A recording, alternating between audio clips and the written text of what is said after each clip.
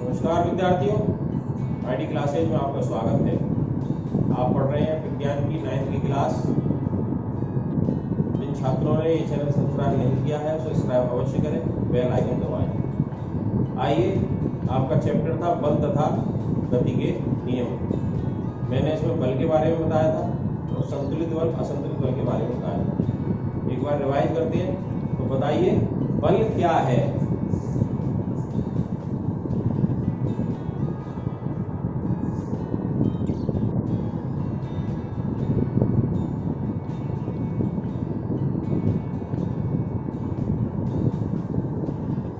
बल के बारे में बताया था। बल क्या था? तो देखिए, एक बार फिर उदाहरण समझ लीजिए। आप अपने कमरे का रूम का कोई किवाड़ है आपकी, वो खोलते हैं, आप दरवाजा खोलते हैं, तो क्या करना पड़ता है आपको? एक ढक्का लगाना पड़ता है। ठीक है, जब खोलते हैं और बंद करते हैं, है ना, तो मतलब एक खोलते हैं, मान लो अंदर से खोल रहे हैं तो खींच रहे हैं आप, और जब बंद कर रहे हैं तो उसे एक धक्का लगा रहे हैं। तो बल की परिभाषा में एक बात आई थी, बल क्या है? बल क्या है? वह क्या है? खिंचाव।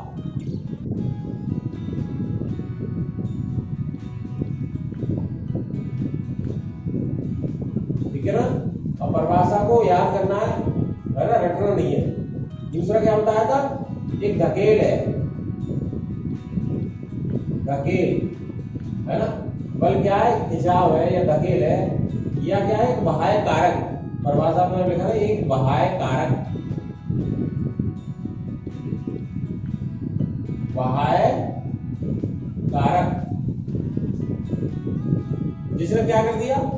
आपने दरवाजा खींचा, है ना, इस तरह से खोल लिया या बंद किया, धक्का लगाया, है ना, तो क्या हुआ? जो अगर कोई विराम में थी, विराम अवस्था में परिवर्तन, विराम अवस्था, या आपने क्या कि एक बॉल आप लिया, आपने कैच कर ली उसको, है ना, तो क्या कर दिया? गति अवस्था में परिवर्तन। यहाँ क्या कहीं बाह्य कारक है, आपने इसको रोका, तो इसे क्या किया? विराम अवस्था या गति अवस्था।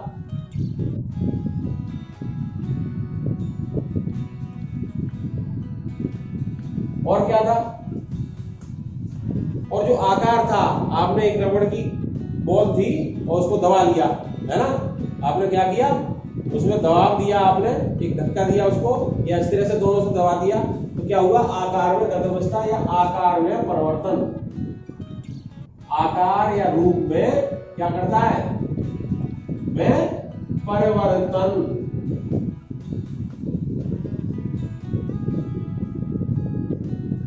आकार में परिवर्तन। अब आपको मैंने बताया था कि कोई अगर आप जो धक्का जो दे रहे हैं वो किसी दीवार पे लगाए, मैं कह रहा हूँ ये बोर्ड में ये मैं इस पे लगा रहा हूँ, है ना, ये लगा रहा हूँ, परंतु क्या है? परिवर्तन कोई हो नहीं रहा है ना, पर क्या कर रहा हूँ मैं? परिवर्तन का प्रयास कर रहा हूँ। मैंने ये लगाया, अगर ये दीवार कमजोर होती और मैंने लगाता, हो सकता है ये दीवार गिर गई होती, है ना, तो मेरा फोर्स ज्यादा हो जाता, दीवार का फोर्स कम। अभी क्या है कि मैं लगा रहा हूँ, दीवार भी लगा रही है, और क्या हो रहा है कि दीवार कोई अंतर नहीं पड़ रहा। तो कहते वो बाह्य कारक है या वो धकेल या खिंचाव हम कोशिश कर रहे हैं, दरवाजा हम खोल रहे हैं, तो हमारा फोर्स इतना कम है, जो खिंचाव इतना कम है कि दरवाजा खुल नहीं रहा है ना, तो क्या है? हम कह सकते हैं परिभाषा में कि क्या करते हैं कि बल क्या है? वो खिंचाव है या धकेल है, अथवा एक बाह्य कारक है जो क्या करता है? विराम अवस्था में अथवा गति अवस्था में या आकार में परिवर्तन करता है, अथवा प्रयास करता, अथवा परिवर्तन का प्रयास करता है, अथवा परिवर्तन का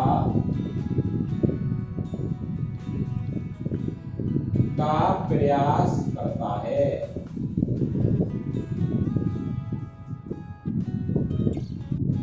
तो ये परिभाषा आपको याद हो गई। बल वह खिंचाव, धकेल है या अथवा बाह्य कारक है जो विराम अवस्था अथवा गति अवस्था या उसके रूप आकार में परिवर्तन करता है या परिवर्तन करने का प्रयास करता है।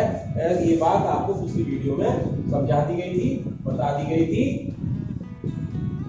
और इसके अनेक उदाहरण जो आपको अभी बताए थे,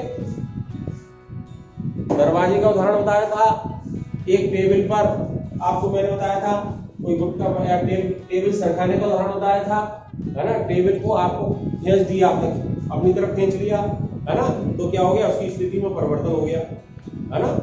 ब्राह्म में थी, गति में आ गई, ठीक है ना। टेबल को दूसरी ओर सरका दिया, यानी धकेल लगा दिया। ऐसे अनेक उदाहरण हैं। तो इस तरह से बल की परिभाषा आपको समझ में आ जानी चाहिए, याद आनी चाहिए। एक बार फिर समझ लेंगे। बल वह खिंचाव या धकेल है, यानी धक्का है, जिससे क्या होता है, उसके रूप या आकार में परिवर्तन, उसकी गति अवस्था में परिवर्तन या विराम अवस्था में परिवर्तन होता है या परिवर्तन करने का प्रयास करता है। अब बल जो बताए थे, दो प्रकार के बताए थे, और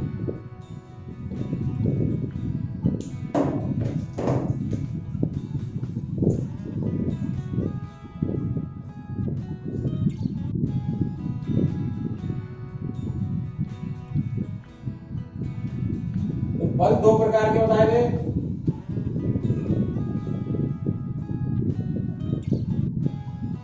पहला क्या बताया था, संतुलित बल।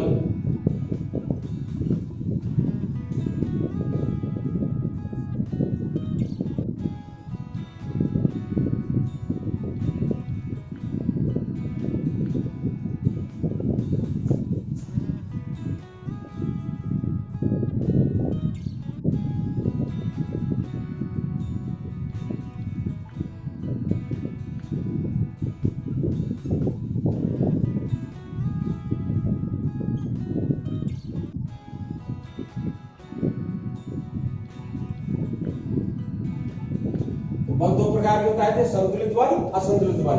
तो इसमें क्या बताया था मैंने आपको, है ना, बहुत सारे बल लग रहे हैं, परंतु उसका परिणाम क्या है, शून्य है। परिणामी बल क्या है, शून्य है।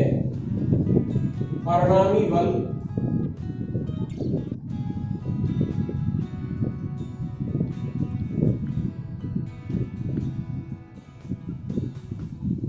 शून्य, इसमें परिणामी बल शून्य नहीं।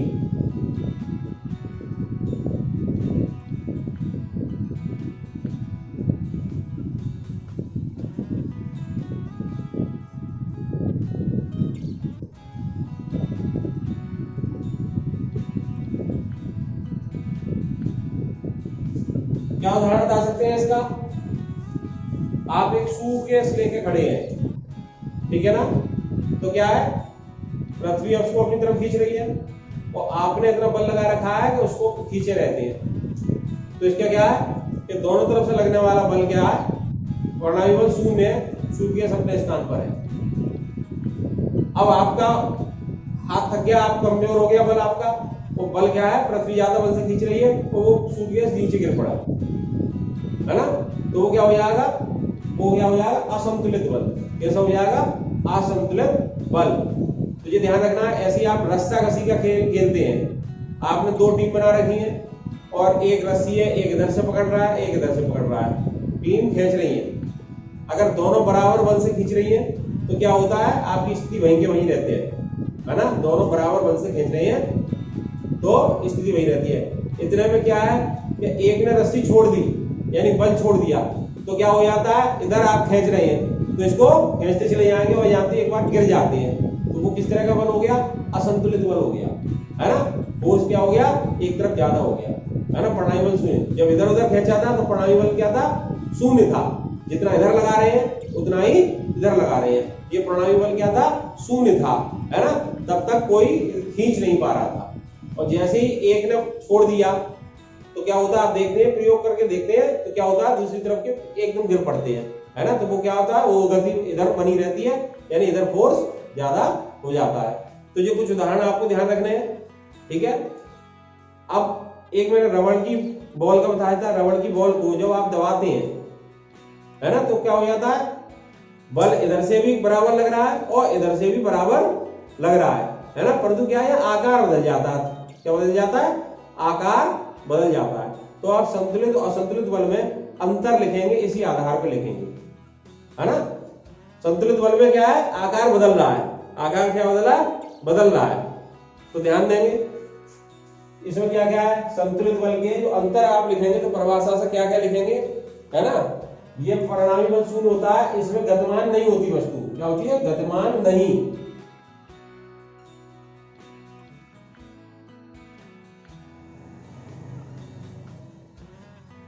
तो असंतुलित बल में क्या बताया था, एक तरफ बल ज्यादा है। मैंने मेज पे गुटके का उदाहरण बताया था कि एक मेज पे एक गुटका रखा हुआ है, किसी टेबल पर रखा हुआ है, और यहां से भी रस्सी से खींचा जा रहा है, यहां से भी रस्सी से खींचा, बराबर इक्वल बल लगाया जा रहा है। क्या कर रहा है, इक्वल बल लगाया जा रहा है। तो ये हो गया संतुलित बल का उदाहरण। और अगर ये वाला बल, मान लो ये ए है, ये बी है, और बी का बल ए से ज्यादा है, तो गुटका क्या होगा, सरककर इधर आ जाएगा, गुटका कहां पहुंच जाएगा, इधर पहुंच जाएगा। ये उदाहरण मैंने बताया था, आपका बल इधर लग रहा था और इधर लग रहा था, परंतु क्या है, ये स्थिति इधर आ जाएगी। क्यों आ जाएगी, क्योंकि बी ग्रेटर देन ए है, बी का फोर्स ज्यादा है। तो इसका मतलब है असंतुलित बल में क्या हो जाएगी, गतिमान की स्थिति आ जाएगी। क्या आ जाएगी, गतिमान की स्थिति हो जाएगी। तो यहाँ क्या हो जाएगा, गतिमान होगा। ये बल से क्या हो जाती है, वस्तु गतिमान हो जाती है, गतिमान।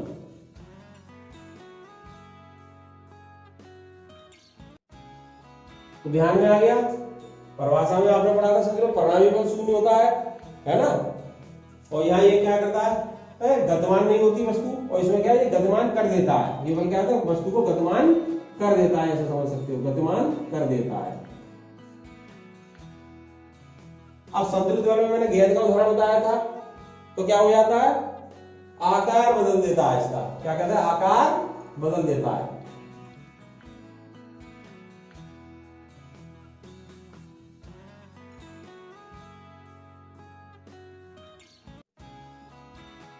आकार बदल देता, ऐसे होता है वस्तु गतिमान तो आ जाती है, आकार वही रहेगी, बॉल जो तो रहेगी, है ना, आकार नहीं बदलता।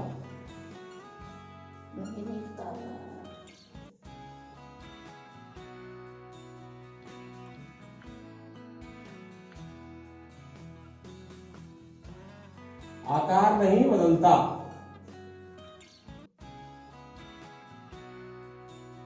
तो अंतर अगर पूछे हैं तो क्या लिखोगे आप, परिणामी बल शून्य है, गतिमान नहीं है, आकार बदल देता है ना। और ये बताया कि इसकी दिशा में कोई परिवर्तन नहीं होता, इसकी दिशा में कोई परिवर्तन नहीं होता। असंतुलित बल लगेगा, दिशा परिवर्तन की जा सकती है। आपने इस दिशा में जा रही थी और फोर्स इधर ज्यादा हो गया, तो दिशा परिवर्तन हो जाती है, ठीक है ना। तो क्या है, इसमें अगर गतिमान वस्तु की चाल तथा दिशा में परिवर्तन नहीं होता, गतिमान वस्तु की चाल तथा दिशा में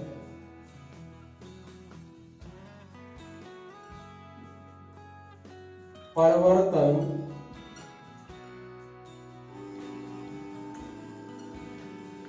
नहीं होता। यह क्या है, गतिमान वस्तु की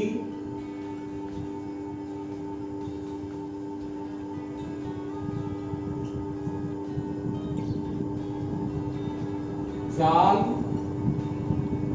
तथा दिशा में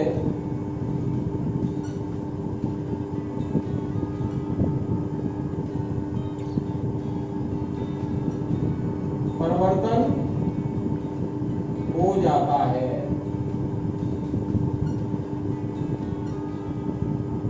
इस तरह से आपको ये उदाहरण ध्यान में आने चाहिए, ठीक है।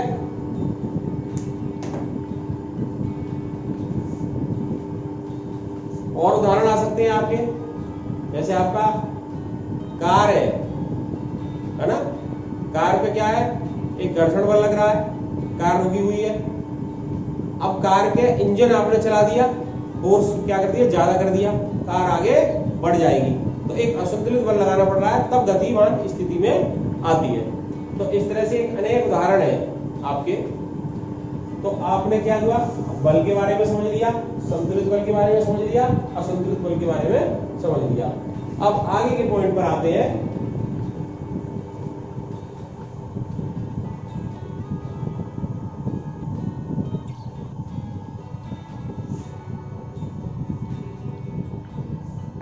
आगे क्या है भाई, बल तथा गति के नियम थे। अब बात करते हैं गति के नियम की। तो ये ध्यान रखना है, प्रथम चैप्टर में जो आपने इसमें पढ़ा था, वो गति चैप्टर पढ़ा था, उसमें गति के समीकरण थे वो, है ना, v बराबर u प्लस ए टी। ये क्या है, गति के समीकरण है, ये ध्यान रखना है। गति के समीकरण क्या थे, गति के समीकरण,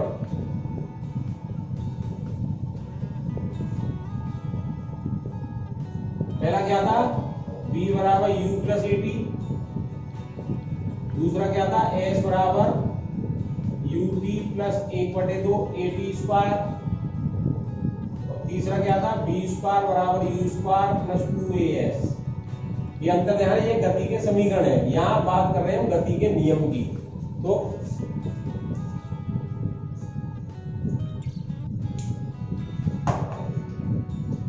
गति के नियम की,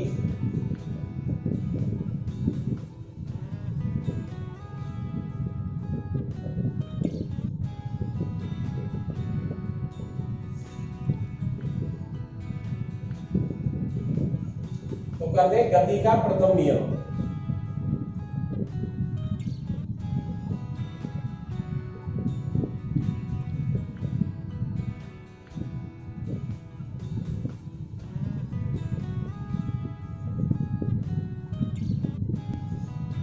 यदि कोई वस्तु ब्रह्मावस्था में है तो वो ब्रह्मावस्था में ही बनी रहेगी। ठीक है, ये आपकी कोई वस्तु यहाँ पर ब्रह्मावस्था में रखी हुई है, तो ये ब्रह्मावस्था में ही रखी होगी जब तक कि इसमें कोई बल नहीं लगा के गति अवस्था में लाया जाए, है ना। यहां से आप ये ब्रह्मावस्था में रखी है, ब्रह्मावस्था में ही रहेगी जब तक कि कोई बल लगा के इसे गति अवस्था में नहीं लाया जाए। और कोई वस्तु गति अवस्था में है तो गतिमान ही बनी रहेगी जब तक कि बल लगा के उसको रोक नहीं दिया जाए। ये गति का प्रथम नियम है, ये आपको याद रहना चाहिए, है ना। क्या है, यदि कोई वस्तु ब्रह्मावस्था में है तो ब्रह्मावस्था में ही बनी रहेगी, और यदि कोई वस्तु गतिमान अवस्था में है तो गतिमान अवस्था में ही बनी रहेगी जब तक कि उसको कोई बाह्य बल नहीं लगाया जाए। ठीक है, बल लगा के ब्रह्म को गतिमान बनाया जाए या गतिमान वाली को ब्रह्म अवस्था में लगाया जाए, बल लगाना पड़ेगा। ठीक है, ये समझना है। अब आप कहेंगे कि जैसे कोई गति कर रही है वस्तु, आपने एक बॉल थी और बॉल को आपने क्या कर दिया, ये गतिमान अवस्था में चल रही है, फिर आगे जाके रुक जाती है, आगे जाके रुक जाती है। आप कहोगे कौन सा फोर्स लगा, तो ये क्या है कि जिस फर्श पे चल रही है उसमें एक घर्षण बल भी कार्य करता है, वो घर्षण बल उसको रोकता है। आपने देखा होगा खुरदरे पृष्ठ पे कोई गेंद चल रही है ना, तो स्पीड कम होगी, परंतु वही गेंद उतने ही वेग से आपने फेंकी, परंतु चिकने तल पर चल रही है, चिकने पृष्ठ पे चल रही है, तो वो ज्यादा दूर तक जाएगी। ठीक है, तो ये ना एक घर्षण बल वहां रोक रहा है, ये ध्यान रखना है वहां। परंतु नियम ये है, नियम क्या है, कोई वस्तु अगर यदि ब्रह्मावस्था में है तो ब्रह्मावस्था में ही रहेगी, यदि कोई गतिमान अवस्था में है तो गतिमान अवस्था में रहेगी जब तक कि बल लगा के उसे क्या है, या तो ब्रह्म वाली को चला दिया जाए या गतिमान वस्तु को रोक दिया जाए। ये क्या है आपका, ये होता है आपका प्रथम नियम, गति का क्या है, प्रथम नियम। तो ध्यान रखें, यदि कोई वस्तु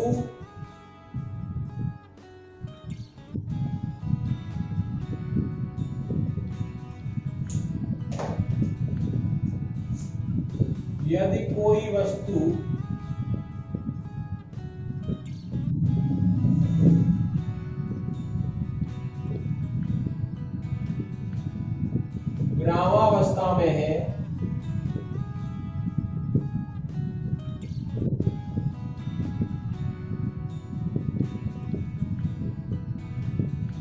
तो क्या रहेगी, तो विराम में ही रहेगी।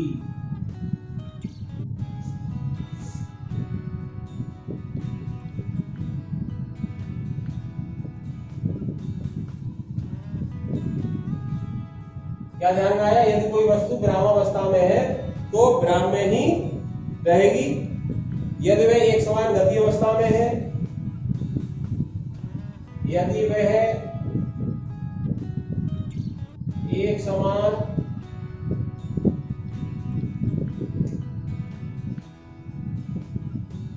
गति अवस्था में ही है,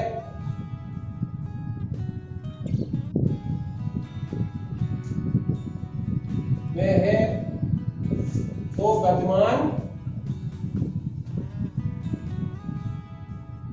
गतिमान रहेगी।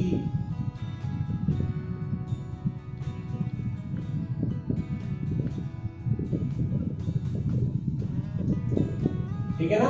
तो कब तक गतिमान रहेगी या कब तक विराम अवस्था में रहेगी, है ना? जब तक कि उस पर कोई बाह्य बल न लगाया जाए, जब तक उस पर कोई बाह्य बल ना लगाया जाए।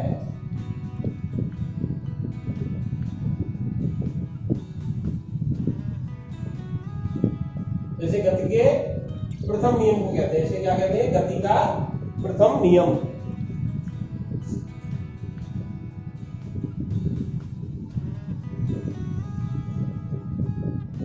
इसे जड़त्व का नियम भी कहते हैं। क्या कहते हैं? जड़त्व का नियम। इसे क्या कहते हैं? जड़त्व का नियम।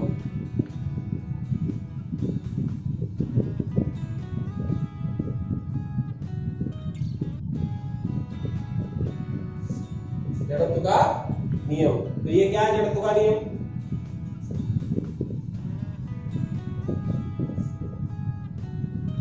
तो उससे पहले समझेंगे जड़त्व। क्या समझेंगे? जड़त्व।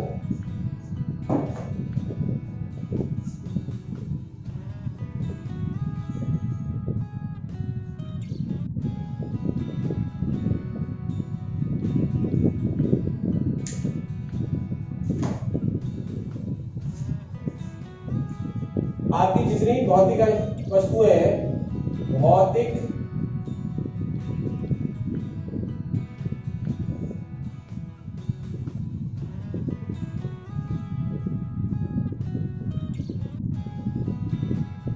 वस्तुएं क्या है? अगर स्थिर अवस्था में तो स्थिर बना रहने का ही प्रयास, स्थिर बनी रहती है। क्या रहती है? स्थिर बनी रहती है। तो क्या है? भौतिक वस्तुओं का स्वतः अपनी विराम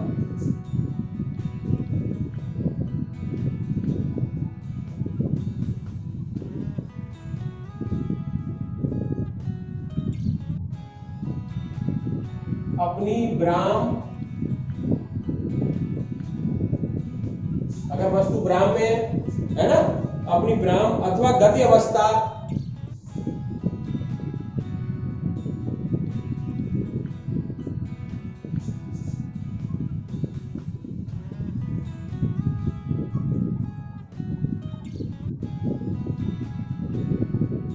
तो जो परिवर्तन करने में असमर्थ होती है, क्या है?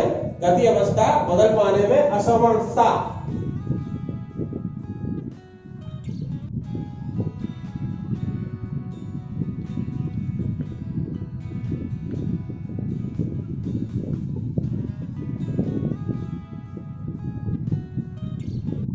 कहते हैं वस्तु का जड़त्व कहते हैं।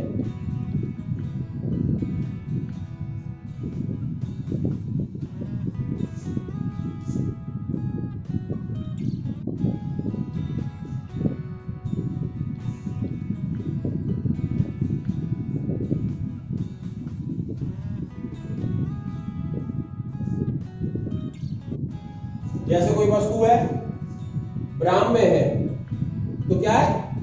विराम में ही बनी रहेगी, है ना? उसका अवस्था परिवर्तन में क्या? उसकी असमर्थता है। अगर गति में बनी रहेगी। इसके उदाहरण लेंगे, है ना? इसके उदाहरण लेंगे। आपने देखा है जब आप किसी रेलगाड़ी या बस में बैठे, आप किसी रेलगाड़ी या बस में बैठे हैं, बस अचानक चल देती है तो आपका सिर पीछे की ओर टकराता है। क्यों टकराता है? क्योंकि आप उस समय स्थिर अवस्था में थे, बस भी स्थिर अवस्था में थी।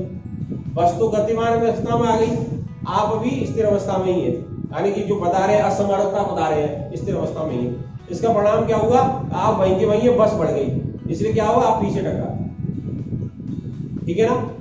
और अगर आप गाड़ी चल रही है, बस चल रही है और अचानक ब्रेक लगता है तो आपने देखा होगा आपका सिर क्या आगे टकरा जाता है, कभी कभी चोट भी लग जाती है। ठीक है ना, टकरा जाता है आगे की सीट से, देखा है आपने। ठीक है ना। तो इसमें क्या था, जब बस चल रही थी या गाड़ी चल रही थी तो वो क्या थी, गतिमान अवस्था में थी, आपका शरीर भी गतिमान अवस्था में था।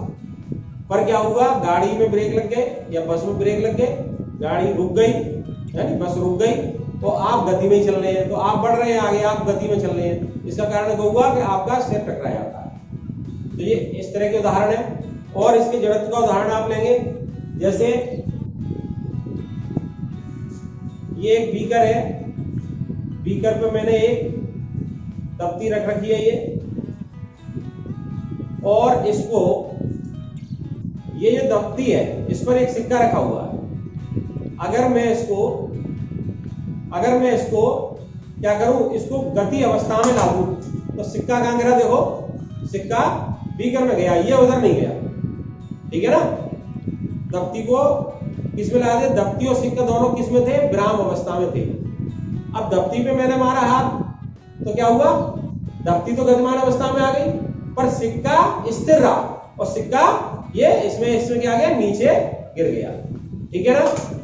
ऐसे ही आप जब कैरम खेलते हैं तो कैरम में जो गोटियां रखते हैं एक साथ, और जो गोटी सबसे नीचे है उस पर आप ट्रिक करते हैं, उसे हिट करेंगे अगर तो क्या होता है, उस कुएं बेच दिया आपने तो वो तो गोटी आगे बढ़ गई और बाकी सब वहीं के वहीं रह गई, क्योंकि वो स्थिर अवस्था में थी, स्थिर अवस्था में रहने का प्रयास करती है ना। जड़ तो क्या है ना, जो स्थिर है ना, असमर्थता व्यक्त करती है किसमें, विराम में, तो विराम रहेगी, है ना, गद्य तो इसको बदल नहीं पाएंगे, जिसे कहते हैं जड़त्व। और इसी को मैंने बताया था कि जो गणित का प्रथम नियम है, कोई वस्तु विरामावस्था में है तो विरामावस्था में ही रहेगी, या गति अवस्था में ही रहेगी, जब तक कि कोई उससे बल लगा के परिवर्तन नहीं किया जाए। तो इसको जड़त्व का नियम भी कहते हैं, प्रथम नियम को जड़त्व का नियम भी कहते हैं। और विचार करते हैं, आपने देखा होगा अनेक उदाहरण है आपने कि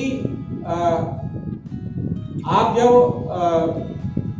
कुएं से पानी खींचते हैं तो ये बल का उदाहरण है, क्या है, बल आपने लगाया, पानी बाल्टी पानी में कुएं में गई, जब बाल्टी पानी भर जाता है उस समय खींचे तो हल्की लगती है, जैसी बाहर निकलती है तो उसके भारी लगती है। तो ये क्या बल के परिणाम है। तो क्या है, बल लगाने पर आप जो आ रहे हो, कोई धक्का लगाने पर, कोई खिंचाव लगाने पर क्या हो रहा है, परिवर्तन हो रहा है। तो यहाँ परिवर्तन के लिए जड़त्व का नियम समझे। जड़त्व क्या होता है, वस्तु में क्या है, विराम है तो विराम रहेगी, गतिमान है तो गतिमान है, पर बल लगा के उसका परिवर्तन किया जा सकता है। अब जो जड़त्व है वो दो प्रकार का,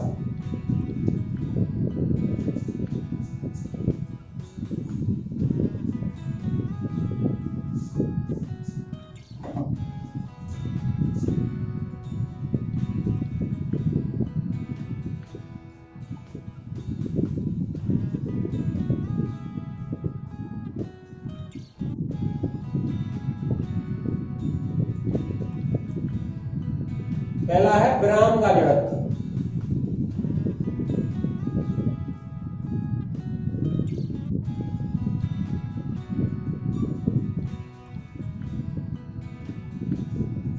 और दूसरा है गति का जड़त्व। तो विराम का जड़त्व क्या है,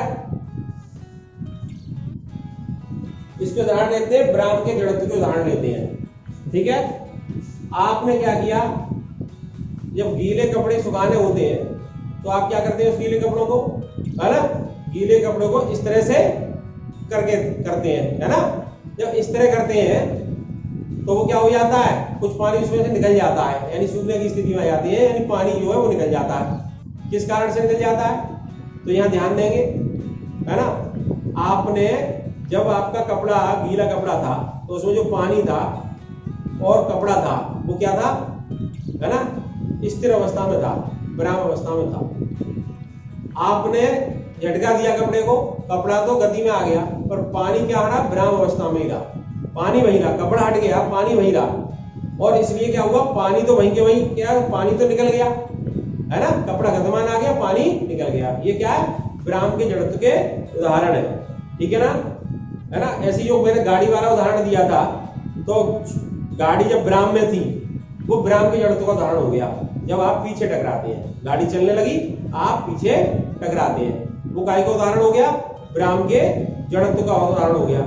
ऐसे आप देखें, कंबल का एक उदाहरण आता है ना, कंबल को डंडे से पीटे तो उसके धूल के कण निकल जाते हैं, उसमें से धूल निकल जाती है। ऐसा क्या होता है, कंबल अभी ब्राह्म में है, धूल के कण भी उसमें ब्राह्म में है, बट डंडे से आपने पीटा कंबल को, तो कंबल गति अवस्था में आ गया, धूल के कण कहां रह गए, वहीं रह गए, धूल के कण वहीं रह गए। इससे क्या हुआ, कंबल तो गति अवस्था में, धूल वहीं रह गए, तो वो हट से हट गए, इसलिए धूल के कण वहां से दूर हो जाते हैं। तो ये भी क्या है, ब्राह्म के जड़त्व का उदाहरण है। दूसरा क्या है, गति का जड़त्व।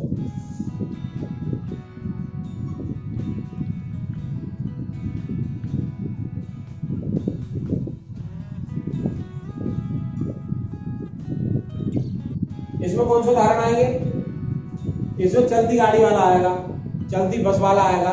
बस चल रही है ना, अचानक ब्रेक लगाती है, क्या परिणाम होता है ना, आपका सिर आगे टकराता है, ठीक है। क्यों होता है, जब आप गतिमान अवस्था में है, गाड़ी रुक गई है ना, तो आप अभी गतिमान अवस्था में है, तो जो नियम बताया था, गतिमान है तो गतिमान बने रहेंगे, और गाड़ी का ब्रेक लग गया, आपका सिर आगे टकरा।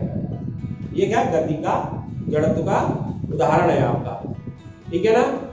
ऐसे ही आप देखते हैं, चलती गाड़ी से आप उतरते हैं कभी, तो क्या होता है, चलती गाड़ी से चांचक उतरेंगे तो आप गिर जाएंगे। किस कारण से, चलती गाड़ी में आप भी गतिमान अवस्था में है, तो आप जैसे ही प्लेटफॉर्म पर उतरेंगे, पैर आएगा, वो ब्राह्म अवस्था में आ जाएगा, शरीर आपका चलायमान स्थिति में है, इसलिए आगे गिर जाएंगे। परंतु आपने देखा हो, अगर चलती गाड़ी से उतरना हो तो क्या हो, उस समय उतरते दौड़ते हुए उतरते, कैसे, दौड़ते हुए उतरते, यानी गतिमान अवस्था में बने रहे, पूरा शरीर गतिमान अवस्था में बने रहे, यानी पैर भी आपकी गतिमान अवस्था में बने रहे, है ना। तो ये भी उदाहरण क्या है, गति का जड़त्व, गति का जड़त्व, ठीक है। तो ये कुछ उदाहरण थे आपके ब्राह्म का जड़त्व और गति का जड़त्व, ठीक है। ऐसे ही आपने देखा, टहनी आप हिलाएंगे, उसको पेड़ को हिलाएंगे तो क्या हो गया, उसमें से फल नीचे गिर जाता है, क्योंकि फल स्थिर अवस्था में था, तो आपने उसे हिला दिया, है ना, तो बाकी तो स्थान हट गया, फल वहीं रह गया, तो फल नीचे गिर जाता है ना। ये सब उसके जड़त्व के उदाहरण हैं। तो आपका आज गति का प्रथम नियम याद हो जाना चाहिए, क्या, जब कोई वस्तु ब्राह्मावस्था में है तो ब्राह्मावस्था में ही रहेगी, गतिमान अवस्था में है तो गतिमान अवस्था में ही रहेगी, जब तक कोई बाह्य बल उस पर लगा के उसका परिवर्तन ना किया जाए। आज आपको ये नियम याद हो जाना चाहिए, उसके बाद आगे के नियम कराएंगे। धन्यवाद। आपको ये वीडियो पसंद आई हो तो लाइक अवश्य करें, शेयर करें मित्रों को, अपने सुझाव हमें बताएं। धन्यवाद।